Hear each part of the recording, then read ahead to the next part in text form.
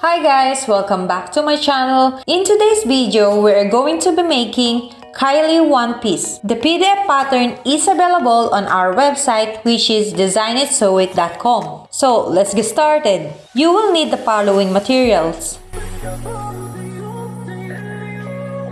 Let's start cutting our pieces. I will be using the royal blue fabric as the main fabric. The white fabric is going to be my lining. You're going to need to cut 2 pieces of each pattern, 2 for the front and 2 for the back. Your main fabric should be facing the right side.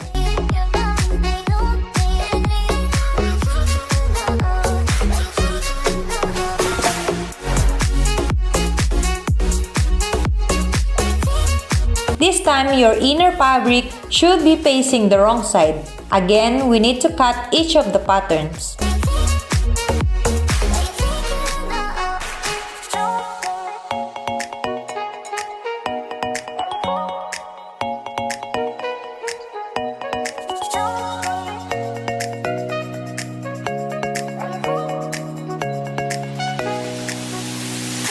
We also need to cut the straps.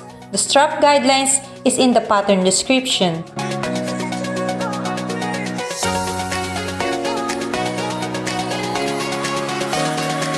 Now we need to sew the straps. I will be using a cover stitch binder to create my straps, and of course, you can sew your straps using a reversible method and attach the elastic while you sew along. Then you need to turn the strap to the right side using a safety pin or a loop turner.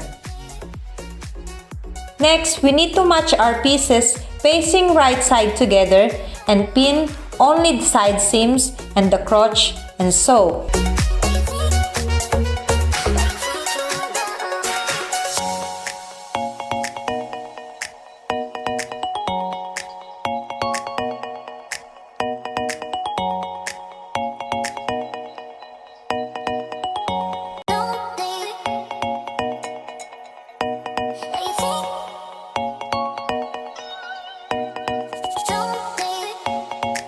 We also need to match the other bust pieces, and this time it should be facing the wrong side of the fabric.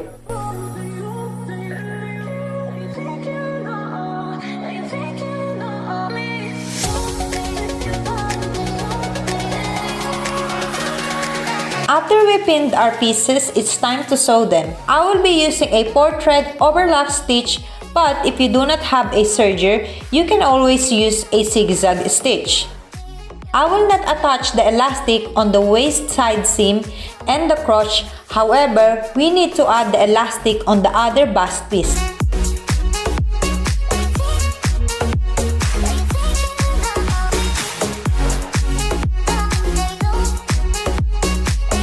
I'm going to cut the excess thread so it won't look messy.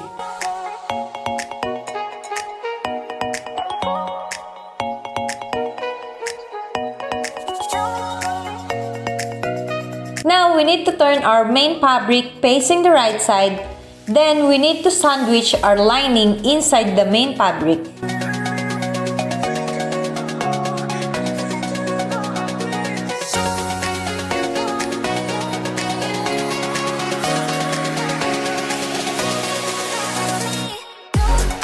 Next, turn it inside out. Our lining should be the one facing the outside, and we are going to match and pin the entire piece.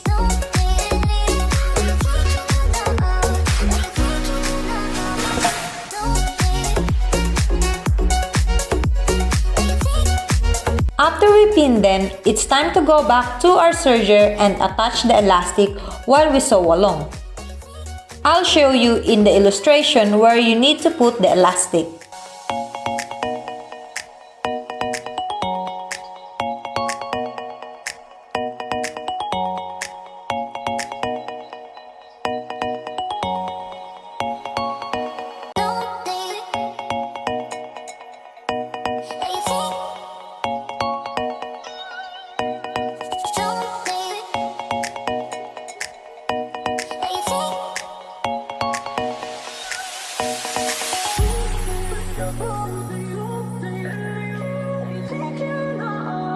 The following is very important.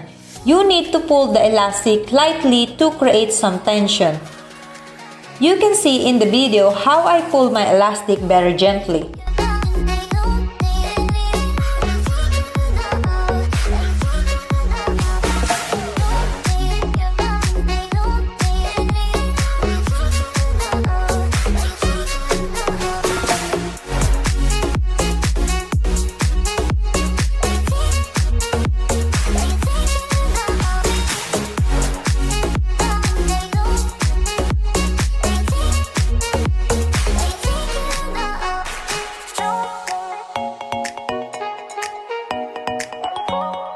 Again, I'm going to cut the extra thread.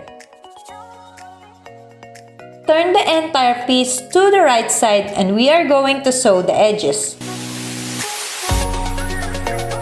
We need to fold the elastic to the inside and top stitch with a zigzag or a cover stitch to hold the elastic down.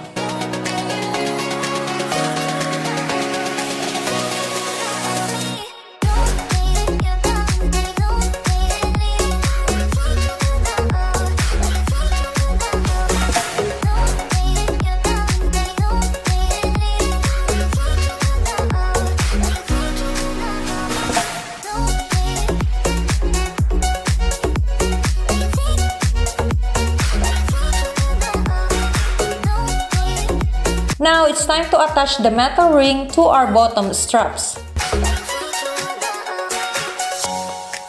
Pin and sew using a stretch stitch. I will be doing this off camera.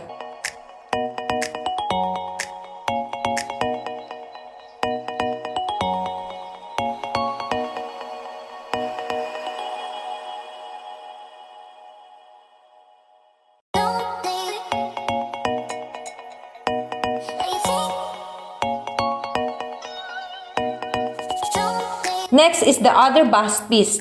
Again, sew it using a stretch stitch.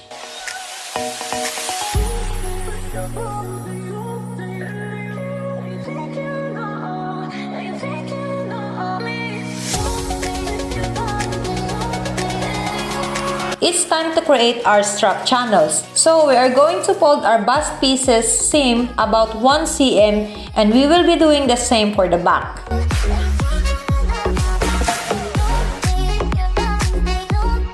The stretch stitch should land on the pre-edge as we will be using this later to insert the straps. I will be sewing this off camera. Again, cut the excess thread.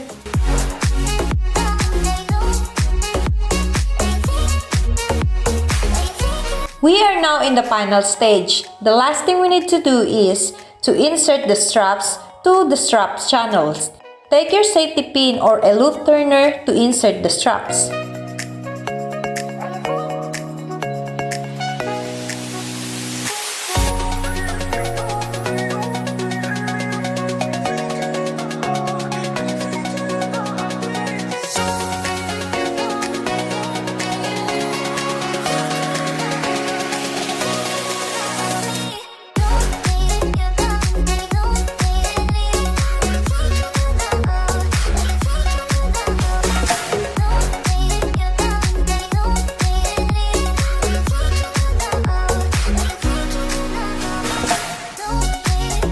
So this is the final look. Thank you guys for watching and don't forget to subscribe to my channel to learn more.